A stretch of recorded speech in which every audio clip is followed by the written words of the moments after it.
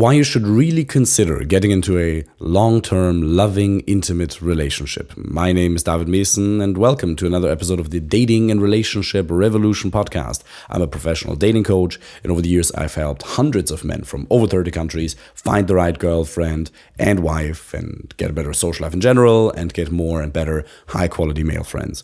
Today, I want to talk to you about the delta between being in an average relationship and being in a loving relationship. One where she has true, genuine, burning desire for you.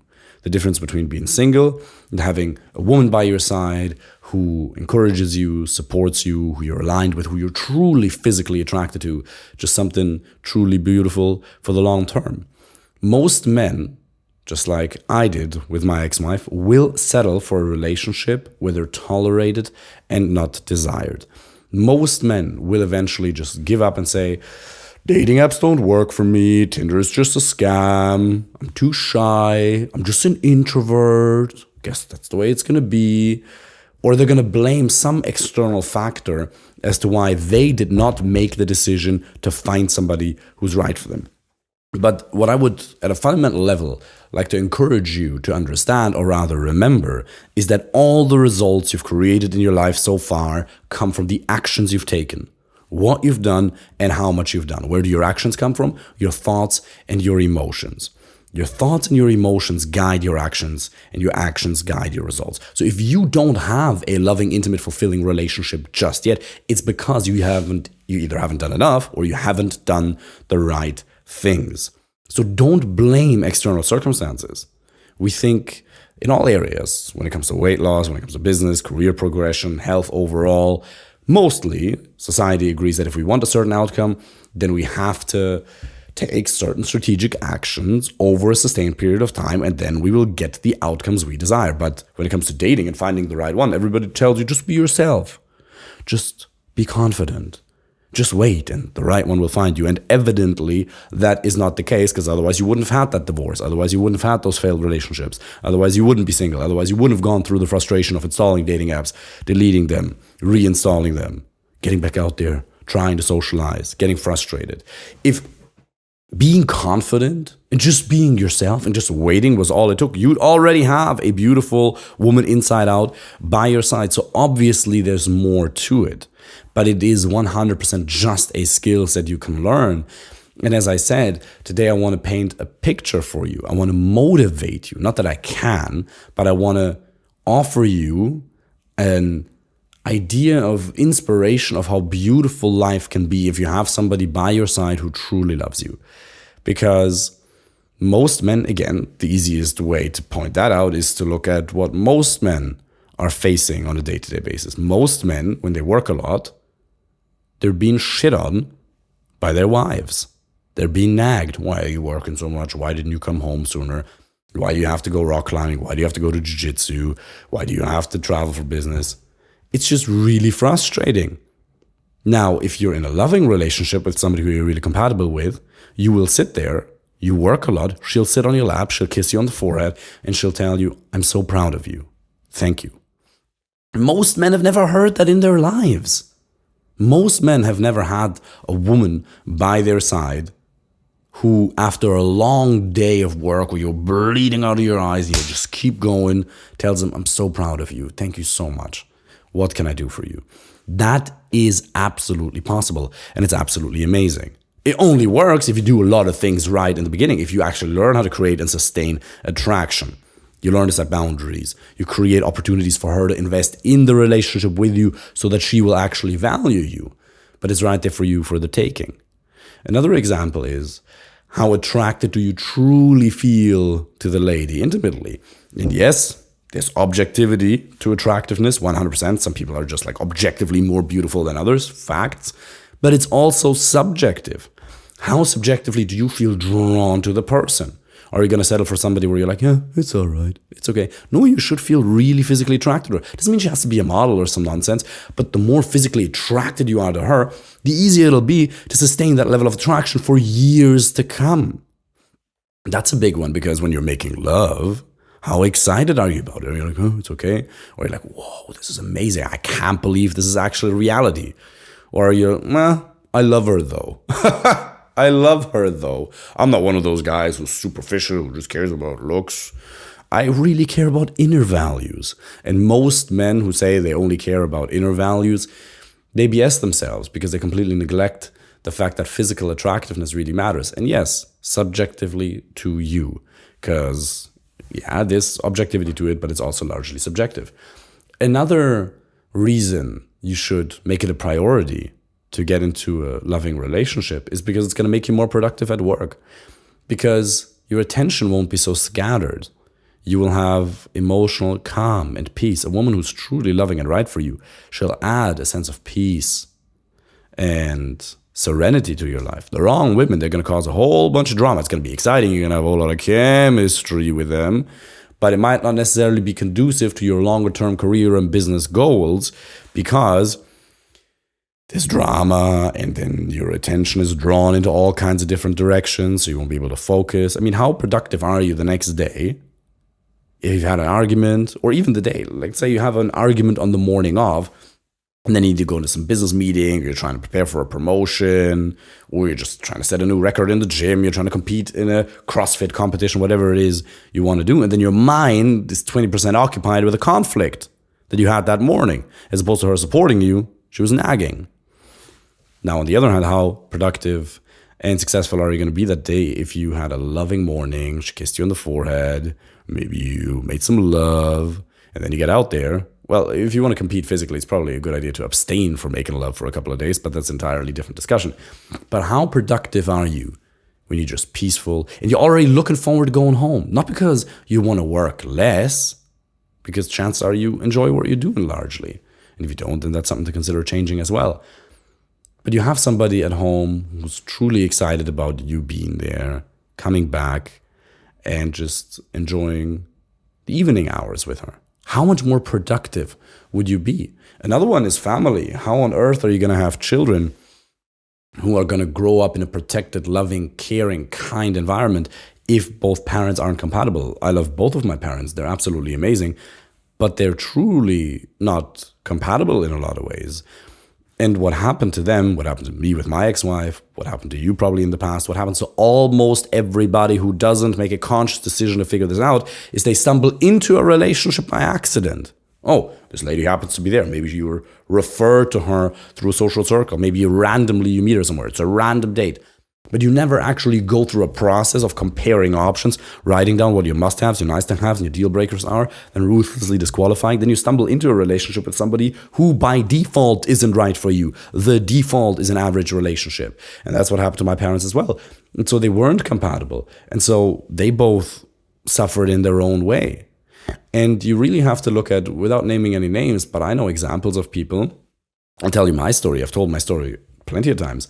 But I know people who would get migraines, really horrible migraines, because they're in a bad relationship. I knew women who gained a shit ton of weight because they were in a relationship with somebody who wasn't right for them. Men who get depressed. Henry David Thoreau says most men live lives of quiet desperation. You might argue that the desperation ain't so quiet anymore. Fair enough.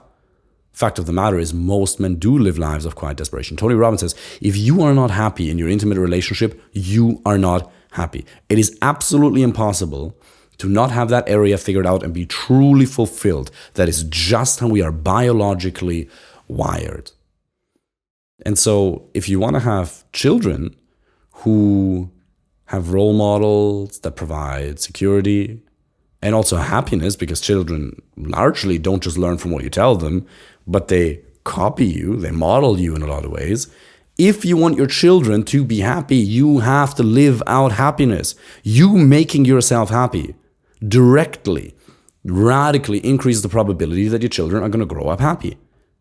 You can stay together for the sake of the children, which is the most BS argument that I've ever heard. Just stay together for the sake of the children. Yeah, be half depressed and then not be happy when you're with them and your children are going to grow up to model that? No. Am I saying that if there's a conflict and you're married that you're supposed to throw the marriage away easily? No.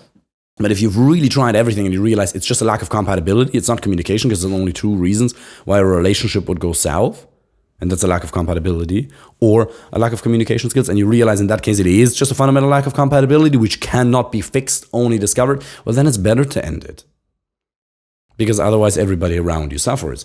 Because if you don't make yourself strong and happy, you won't be able to make the people around you strong and happy. So you have a responsibility that goes way beyond just you to make yourself happy, to figure this out. And again, we're not talking about perfect, finding some perfect individual. Nobody's perfect. I'm not perfect. You're not perfect.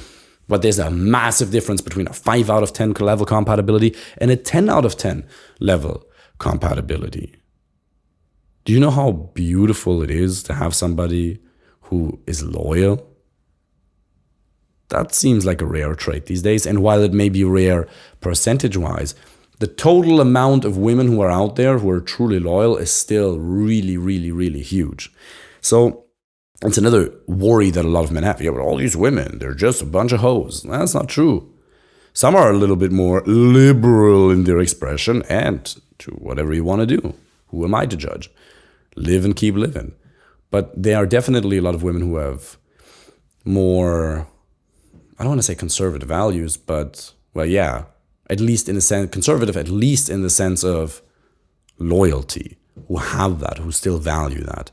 Because, have you seen the video of Jeff Bezos being on this yacht or on this party with his wife or fiance or girlfriend, who then completely ignores him and disrespects him in front of the entire world, looking up at Leonardo DiCaprio super excitedly? Do you want that?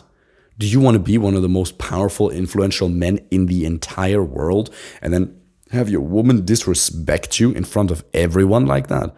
And this is nothing against Leo. Leo's amazing, but Jesus Christ, that's horrible. What does that do to your self-esteem? Do you feel more confident after having been disrespected like that, or less confident? Are you going to be more productive, less productive? How are you going to negotiate in your next business deal? Stronger or weaker?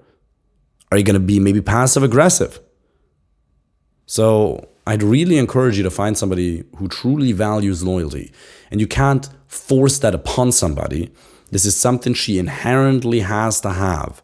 She inherently has to have a drive to want to be loyal just with you, to not even just give herself energetically to a lot of men. So that, again, some people might say, David, can you be 100% sure that Fernando's never going to cheat on you? No, there's no such thing as 0%.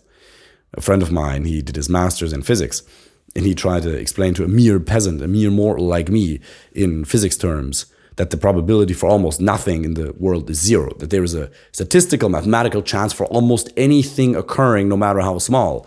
So if we take that, yes, there's nothing such as 0 or 0% that it's ever going to happen. No.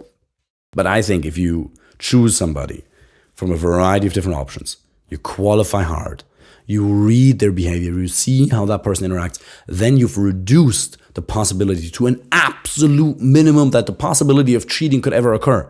Does it mean it's 0? No, but at that point, it's up to God. It's up to the universe to decide what's going to happen. Now, most men, they don't screen at all. They don't play their part. And whether you're religious or not, the following thing is a beautiful little analogy. There was this man who walked down a field and the ground underneath him gave in, boom, and he fell in a pit 4 or 5 meters deep. And he sits there and he says, no worries, God is going to come and save me. And then sure enough, 6 hours later, an old lady walks by and with her husband, who's in rather good shape, and says, hey, should we get you out? And they throw a rope down and he says, no, I appreciate it, thank you so much, but God is going to save me. And then he sits there for another day, and then the fire brigade comes and they say, let us get you out. Put a ladder down, they want to reach down and grab him, and he says, thank you so much, but no, God will save me. The universe, life is going to take care of this. He sits there for another couple of days until a farmer comes and he says, at this age, he's getting hungry, he's very energy depleted. The farmer wants to get him out. And then he says, no worries, God is going to save me. A couple of days later, he's dead. Goes to heaven, knocks on heaven's doors, and he says, God, what happened? Weren't you supposed to save me? And he says, I sent you the farmer, I sent you the old lady, I sent you the fire brigade. You didn't play your part.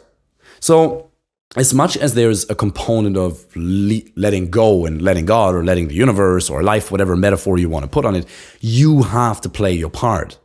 You cannot just leave it up to the universe. Things will not just work out by themselves. Chaos is the default of the universe. You have to put in a consistent amount of effort over a month, 12 months, however long it's going to take for you to find a high quality relationship. It's absolutely possible and is one of the most beautiful things you'll ever experience. In a relationship, you can experience your highs and your lowest lows.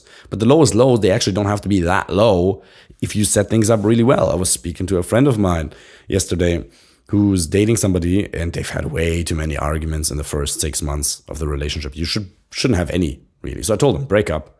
There's just a fundamental lack of compatibility, because I know you, I know how you communicate. This is not just your fault. I'm not saying it's only hers, but you should definitely break things up because you're just not compatible. If you're compatible, you're going to have very little arguments. Not zero, but very little. And they're going to be handled in a very different way because she's way less neurotic. She's way more stable. So all of that being said, put yourself out there. Take strategic action for a couple of months. That's all it takes. Maybe 1, maybe 12. And then you can have somebody for years and years and years, maybe even for life. It's one of the most rewarding things you'll ever dedicate yourself to. If you want me to help you with that personally, apply for a free initial consultation call. Fill in the link. A member from my team is going to reach out to you, and we'll see you soon. Take care.